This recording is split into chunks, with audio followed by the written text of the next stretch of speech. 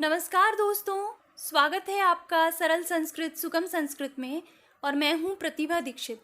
आज हम कारक में जो अंतिम कारक है अधिकरण, उसके बारे में बात करने वाले हैं।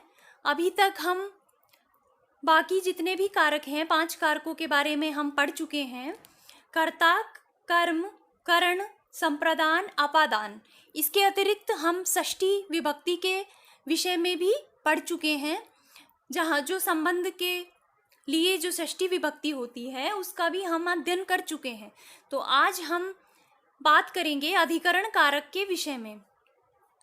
अभी तक हमने जो कारक के विषय में बात की है तो हमने मुख्य सभी बातों को समाहित करने का प्रयास किया है। ऐसा मेरी प्रयास रहता है कि मैं इस तरह से विषय को आपके सामने रखूं जिससे आपको विषय में रुचि भी पैदा हो, आपको चीज़ें समझ भी आएं और आप परीक्षा की दृष्टि से भी आपके लिए वो विषय महत्वपूर्ण हो। अर्थात मैं ऐसे सूत्रों को ही, ऐसी बातों को आपके सामने रखूं जिसको आपको पढ़ने में आनंद भी आए और जिससे आपका जो है परीक्षाएं वो पास भी हों, आप परीक्षा में प्रश्न भी सही कर पाएं।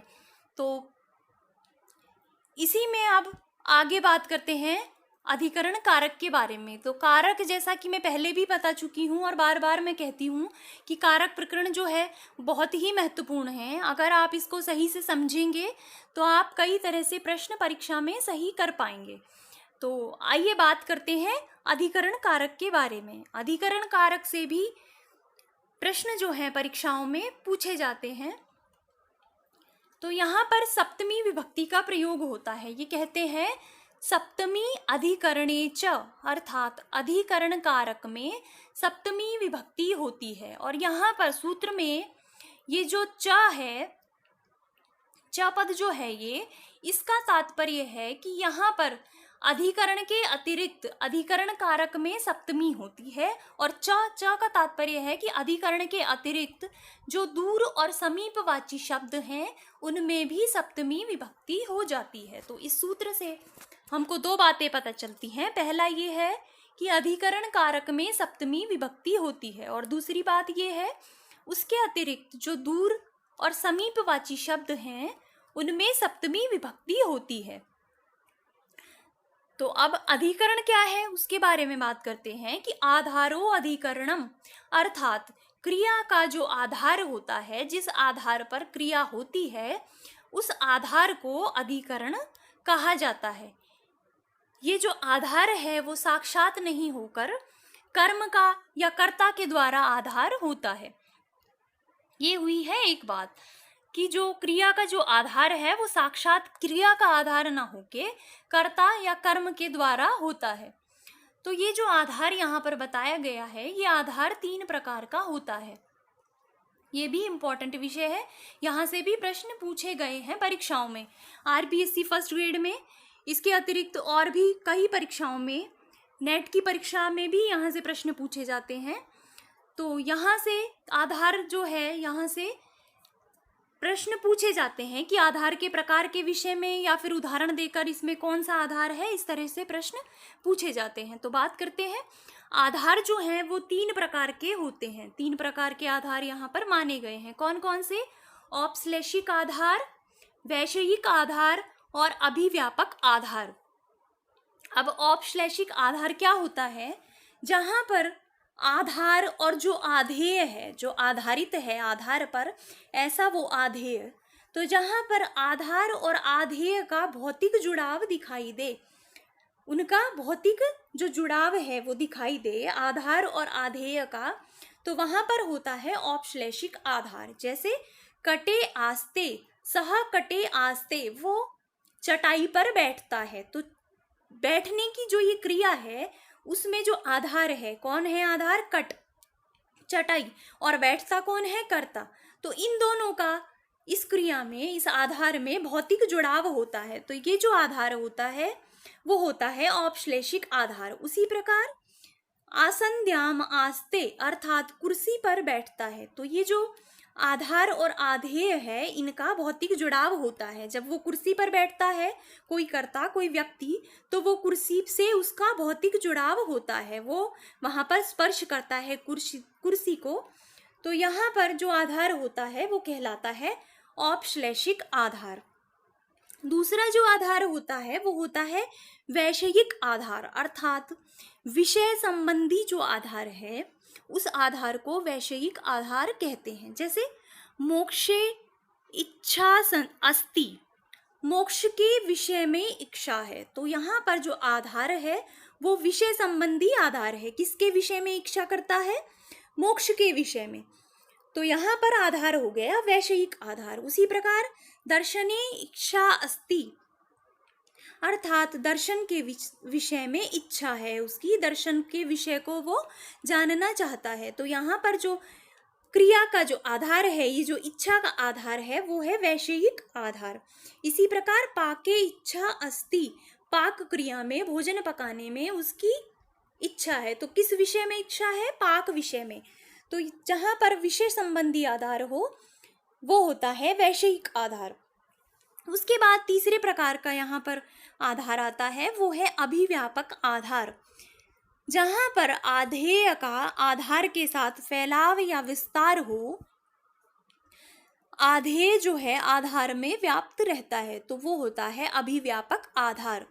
जैसे सर्वस्मिन आत्मा, यहाँ पर जो आधार है वो है सर्वस्मिन, सभी में आत्मा है, तो यहाँ पर आधार है सर्वस्मिन। और जो आत्मा है ये इसमें व्यापक होती है, तो सभी में आत्मा होती है, तो यहाँ पर जो है आधार आधेय वो आधार में व्याप्त रहता है। जैसे तिलेषु तैलम अस्ति, तो जो ये तेल है वो आधार में व्याप्त है। तो इस तरह का जो आधार होता है वो होता है अभिव्यापक आधार। अब ये तीन प्रकार के आधार हैं। इन्हीं आधारों में जो है अधिकरण संज्ञा होकर सप्तमी विभक्ति होती है। अब इस सूत्र में जो दूर और अंतिक, दूर और जो समीपवाची शब्दों की बात करी थी उनके बारे में भी एक बार बात कर लेते हैं। दूरांतिकार्थेभ्यः, यहाँ पर दूरार्थक, दूर के अर्थ वाले और समीपवाची शब्दों से चार प्रकार की विभक्तियां हो गई। कौन कौन सी? द्वितीया, तृतीया, पंचमी और सप्तमी।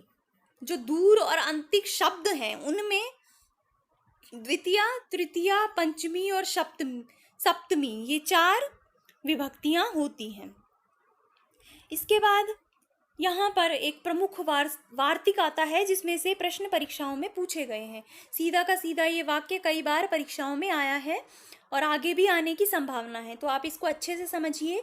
साधु असाधु प्रयोगे च, अर्थात साधु और असाधु शब्द के प्रयोग में जिसके प्रति साधु हो या जिसके प्रति असाधु हो, जिसके प्रति सज्जन हो और जिसके प्रति असज्जन हो, दुर्जन हो, असाधु हो, वहां पर सप्तमी विभक्ति होती है। जैसे कृष्ण मातरी साधु, तो यहाँ पर साधु शब्द के प्रयोग में जिसके प्रति साधु है, कृष्ण किसके प्रति साधु है? माता के प्रति। तो यहाँ पर जो मातरी है इसमें सप्तमी विभक्ति होती है और यहाँ पर वाक्य बनता है कृष्ण मातरी साधु। इसी प्रकार और दूसरा है यहाँ पर असाधु, तो असाधु पद का प्रयोग होने पर जिसके प्रति असाधु है उसमें सप्तमी विभक्ति होती है। तो कृष्ण किसके प्रति असाधु है?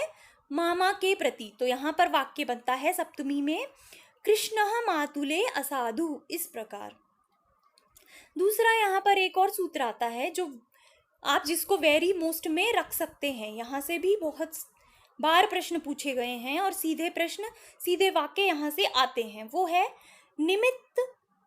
निमित्तात् कर्म योगे, अर्थात कर्म के साथ किसी प्रयोजन को बताए जाने पर, प्रयोजन जो है उसमें सप्तमी विभक्ति होती है। जहाँ पर कर्म भी बताया जाए और कर्म के साथ उसका प्रयोजन बताया जाए तो उस प्रयोजन में सप्तमी विभक्ति होती है। जैसे चर्मणि द्वीपिनम हंति, यहाँ पे जो द्वीपिन है, जो कर्म है, हंती मारता है, किसको मारता है? हाथी को।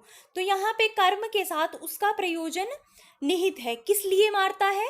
चर्म के लिए है। तो यहाँ पर कर्म जो है द्वीपिन, इसके साथ प्रयोजन को बताए जाने पर जो प्रयोजन होता है जिसके लिए वो कर्म करता है, जिस प्रयोजन के लिए, जिस उद्देश्य के लिए ये कर्म किया जा रहा है, किसके लिए? त्वचा के लिए, कि वो उसकी चर्म को प्राप्त करना चाहता है, तो उस प्रयोजन में सप्तमी विभक्ति होती है।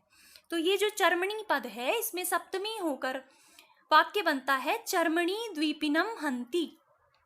इसी प्रकार सीमनी पुष्कल को हतः, अर्थात जो पुष्कलक है, जो हरिण है, वो सीमनी अंडकोश के लिए मारा गया। तो यहाँ पर जो कर्म है पुष्पकल हतः, ये जो कर्म है पुष्कलकः, इसका जो प्रयोजन है सीमनी, इसमें सप्तमी विभक्ति होती है। इसी प्रकार दंतयो कुंजरम हंति, तो ये चीते द्वीपिनम है, चीते को मारता है। चर्म के लिए किसको मारता है? चीते को मारता है।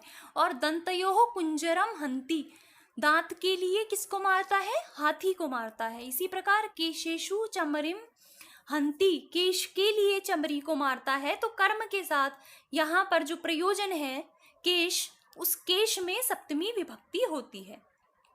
इस तरह से दूसरा यहाँ पर जो प्रमुख सूत्र है वो आता है यस्य च भावेन भाव लक्षणम। ये जो इससे जो सप्तमी विभक्ति होती है इस सूत्र से, उसको सती सप्तमी या भाव सप्तमी भी कहते हैं। तो कई बार ये प्रश्न भी परीक्षाओं में आ गया है और इस तरह से भी पूछा जा सकता है प्रश्न कि सती सप्तमी करने वाला सूत्र कौन सा है, या भाव सप्तमी विधायक सूत्र कौन सा है। तो कौन सा है? यस्य च भावेन भाव लक्षणम। ये सूत्र क्या कहता है कि जिस क्रिया से क्रियांतर लक्षित हो, उस क्रिया में सप्तमी विभक्ति होती है, या किसी एक प्रसिद्ध क्रिया के द्वारा जब दूसरी क्रिया द्योतित हो, तो जो पूर्ववर्ती जो प्रसिद्ध क्रिया है उसमें सप्तमी विभक्ति होती है। जैसे गोसु दुह्यमानासु गतः, यहाँ पर जिस क्रिया से क्रियांतर क्रिया लक्षित होती है, तो वहां पर जो प्रसिद्ध क्रिया है वो पूर्ववर्ती, उसमें सप्तमी विभक्ति होती है। जैसे गोसु दुह्यमानासु गतः, गायों को दुहता हुआ गया। तो यहाँ पर जो दुहना है, इसमें ये जो प्रसिद्ध क्रिया है इसमें सप्तमी विभक्ति होती है। इसी प्रकार बालेषु अधियानेषु गतः, बालकों को बढ़ाता हुआ गया। तो यहाँ पर एक क्रिया से दूसरी क्रियांतर लक्षित होता है, तो जो प्रसिद्ध क्रिया है उसमें सप्तमी विभक्ति होकर वाक्य बनता है बालेषु अधियानेषु गतः। इस प्रकार इसके बाद यहाँ पर सूत्र आता है षष्ठी च अनादरे, अर्थात जहाँ पर अनादर का प्रसंग हो, तो जिसका अनादर होता है अनादर के प्रसंग में, उसमें षष्ठी च, उसमें सप्तमी होती है और षष्ठी विभक्ति भी होती है। अर्थात जहाँ पर किसी का अनादर हो जाए, ऐसे प्रसंग में जिसका अनादर हो रहा हो, उसमें या तो सब षष्ठी विभक्ति होती है या सप्तमी विभक्ति होती है। जैसे रुदतः रुदती प्राव्राजित, रोते हुए को छोड़कर चला गया। तो यहाँ पर रोते हुए को छोड़कर जाने का तात्पर्य है यहाँ पर उसका अनादर हुआ है, उसको कोई आदर नहीं है कि ये व्यक्ति जो है, ये जो महिला जो है रो रही है तो मैं नहीं जाऊं, तो उसका अनादर करके जो चला गया है। तो जिसका अनादर हुआ है, जो है रोने वाला, रुदतः या रुदती, उसमें सप्तमी विभक्ति होती है। तो यहाँ पर जो जिसका अनादर हुआ है अर्थात रोते हुए को छोड़कर चला गया, तो यहाँ पर जो रोता हुआ है, जिसका अनादर हो रहा है, उसमें षष्ठी विभक्ति होकर पद बनता है रुदतः और सप्तमी विभक्ति होकर पद बनता है रुदती। तो इस प्रकार यहाँ से दो तरह से वाक्य बन सकते हैं, रुदतः प्राव्राजित और रुदती प्राव्राजित, इस प्रकार से। ऐसे ही बालके रुदती माता गतवती, बालक के रोने पर भी, बालक रो रहा है, रोते हुए बालक को छोड़कर माता गतवती, माता चली गई। तो यहाँ पर किसका अनादर हुआ है? बालक का, क्योंकि उसको रोते हुए छोड़कर माता चली गई। तो यहाँ पर बालक में और रुदती में रोता हुआ बालक, तो उन दोनों में सप्तमी विभक्ति होकर वाक्य बनता है बालके रुदती माता गतवती, और षष्ठी होकर वाक्य बनता है बालकस्य रुदतः माता गतवती। तो इस प्रकार जहाँ पर अनादर का प्रसंग हो, वहाँ पर जिसका अनादर हो उसमें षष्ठी और सप्तमी दोनों विभक्तियां हो सकती हैं। इसके बाद यहाँ पर एक सूत्र आता है यतश्च निर्धारणम, अर्थात जाति गुण क्रिया और संज्ञा के द्वारा समुदाय में से किसी एक अवयव का निर्धारण करने पर यतः जहाँ से निर्धारण हो उसमें षष्ठी और सप्तमी विभक्ति होती है। अर्थात समुदाय में से अगर किसी एक अवयव को श्रेष्ठ बताना हो, किसी एक अवयव का निर्धारण करना हो, तो वहाँ पर ऐसे प्रसंग में जहाँ से जिस समुदाय से निर्धारण किया जाए उसमें षष्ठी और सप्तमी विभक्ति होती है। जैसे नराणाम नरेषु द्विजः श्रेष्ठः, यहाँ पर जो ये समुदायवाची जो पद है उसमें से एक का द्विज की निर्धारण किया जा रहा है कि वहाँ पे जो द्विज है वो श्रेष्ठ है, तो जहाँ से निर्धारण किया जा रहा है उसमें षष्ठी या सप्तमी विभक्ति होती है। ऐसे ही गवाम गोशु कृष्णा बहुचीरा, यहाँ पर गायों में जो काली गाय है वो अधिक दूध देती है, तो यहाँ पर जो गुण है उस गुण से निर्धारण हो रहा है कि जो काली गाय है वो अधिक दूध देती है। तो जिससे निर्धारण हो रहा है किस में से, गायों में से, गायों में से जो काली है वो, तो यहाँ पर निर्धारण गायों से हो रहा है। तो गाय में पद में, गो पद में षष्ठी और सप्तमी होकर पद बनता है गवाम गोशु कृष्णा बहुक्षीरा। इसी प्रकार यहाँ पर नराणाम नरेषु द्विजः श्रेष्ठ, यहाँ पर जो समुदाय है उसमें से जाति से कि द्विज जाति जो है वो श्रेष्ठ है। तो इस प्रकार यहाँ पर जाति से निर्धारण हुआ है, तो जिस समुदाय से निर्धारण हुआ है, जहाँ से निर्धारण हुआ है उसमें सप्तमी और षष्ठी होती है। इसी प्रकार गच्छताम गच्छत्सु धावना शीघ्रः, तो यहाँ पर निर्धारण करने में जो दौड़ता हुआ है उसमें वो शीघ्र है, तो यहाँ पर निर्धारण में षष्ठी और सप्तमी विभक्ति होती है। इसी प्रकार छात्राणाम छात्रेषु मैत्रः पटु, तो यहाँ पर जो संज्ञा से निर्धारण हुआ है और जहाँ से निर्धारण हुआ है उसमें षष्ठी और सप्तमी विभक्ति होती है कि छात्रों में या छात्राओं से मैत्र जो है वो पटु है, चतुर है। तो यहाँ पर जिस समुदाय से निर्धारण हुआ है उसमें षष्ठी या सप्तमी विभक्ति होती है। तो इस प्रकार सप्तमी विभक्ति जो है इसका प्रसंग यहाँ पर समाप्त होता है और जो प्रश्न हैं वो लगभग यहीं से पूछे जाते हैं। तो ये अधिकरण जो कारक है, जो सप्तमी विभक्ति है, इसके प्रसंग के साथ ही कारक प्रकरण समाप्त होता है। तो मैंने प्रयास किया है कि मैं कारक प्रकरण को आपको अच्छे से समझा पाऊँ। मैंने इनको सरल शब्दों में और विस्तृत रूप से आपको समझाने का प्रयास किया है, इसीलिए ये थोड़ा बड़ा भी विषय हो गया है और इसमें कई वीडियोस बन गए हैं। लेकिन मुझे आशा है कि एक बार अगर आप इन वीडियोस को अच्छे से देखेंगे तो आप कारक प्रकरण को भली भांति समझ पाएंगे और परीक्षाओं में आपके प्रश्न गलत नहीं होंगे। तो इस कारक प्रकरण को आज अधिकरण कारक के साथ समाप्त करते हैं। फिर मिलते हैं नेक्स्ट वीडियो में एक नए विषय के साथ।